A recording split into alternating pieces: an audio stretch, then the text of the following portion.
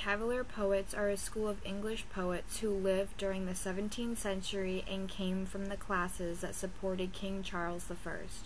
King Charles I was a large supporter of the arts and a fan of poetry. The men who were devoted to the king grouped together and called themselves Cavalier poets. Typically, the poet was a mounted soldier or knight that was thought to be a rousting gallant by people who didn't support Charles I. The name was intended to insult the poets. However, it did the opposite by becoming a widely known nickname for the followers of the king. They were different from other Englishmen by their lifestyle. They didn't devote to the Puritan religion, which was uncommon in that time. Poetry in the 17th century typically focused on religion, philosophy, and the arts. Cavalier is different from the other poetry because of its subject matter. Instead of being debatable, it aimed to express the simple happiness in life.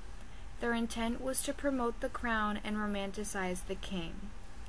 Most of the inspiration came from classical references such as Horace, Circe, and Ovid. They did this in order to seem more legitimate and intellectual, hoping to impress the king and other poets, maybe even recruit for the cause. In many ways, the type of poetry mirrors carpe diem. Carpe diem is a Latin aphorism usually translated to seize the day. It is taken from a poem in the Odes of Horace by 23 BC. They wrote about seizing the day. They wanted to be the best of the best in their society. This often meant gaining material wealth and intimacy with women. Other common theme was platonic love, where a man would show his devotion to a woman and she would be worshipped as a creature of perfection. Most of these romantic poems often included themes of fantasy. Cavalier poetry is related to the royalist cause in ways that the poetry was to glorify the crown. Although it was not the intent to cause political arousal, in many occasions it did. Cavalier poetry took root during the English Civil War as a way to defend the king from an accusing parliament. Many parliament officials took offense to the rebellion, but it only fueled the fire for the rebellious poets. There were many famous poets in this era, but one stood out the most. The first of the Cavalier was Ben Jonson. Jonson was born around 1572, and he was the son of a clergyman. He was educated in Westminster School by the famous William Camden. He returned from joining the army. He married Anne Lewis in 1594. His poetic career started when he joined a theater company in London as an actor. Jonson, in particular, focused on the ideas of common sense, duty, moderation, propriety, and elegance. His work influenced some of the greatest Cavalier poets, such as Robert Herrick, was born in London in 1591. He was the seventh son of a wealthy goldsmith. He had his master's in arts and became the eldest son of the sons of Ben, who were the Cavalier poets that idolized Ben Jonson. King Charles I appointed Herrick to Dean Prior, and during that time he wrote his best poems. His major collection included 1,200 poems. After Herrick's title was taken away, years later, King Charles reappointed him and spent the rest of his life in the countryside. He soon died after. Richard Lovelace was born in 1618.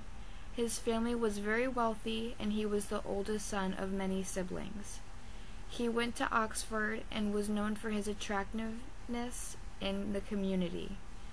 In 1642, Lovelace presented a royalist petition to Parliament which favored the restoration of the Anglican bishops, who were excluded from the Long Parliament. He was imprisoned from such a rebellion. However, he wrote his most famous poem, entitled To Althea from Prison.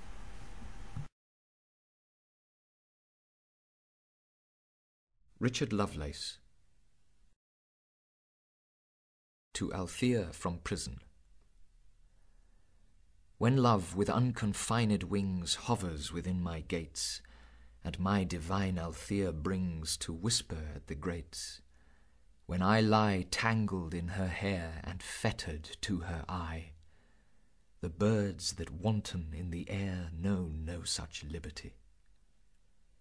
When flowing cups run swiftly round with no allaying Thames, our careless heads with roses crowned, our hearts with loyal flames, when thirsty grief in wine we steep, when healths and draughts go free, fishes that tipple in the deep know no such liberty.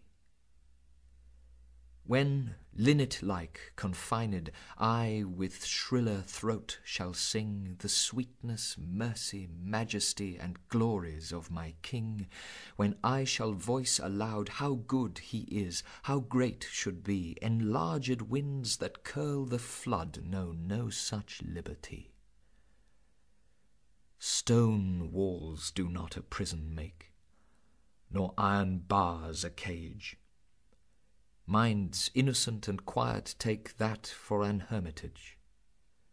If I have freedom in my love, and in my soul am free, angels alone that soar above enjoy such liberty.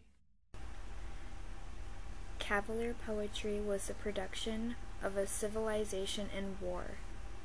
It came from hard times, and the people in the Cavalier movement were only looking for a release to their inner feelings in a beautiful and creative way that other people could relate to. The Cavalier era can be compared to many different eras, but it has the most in common with the Harlem Renaissance. Although they came up from two very different situations, they had the same underlining meaning. They both produced a new way of creative expression for the people that were in trouble in their land. Both caused political problems, but both eventually made history in their countries. For an artist, an impact is the only option.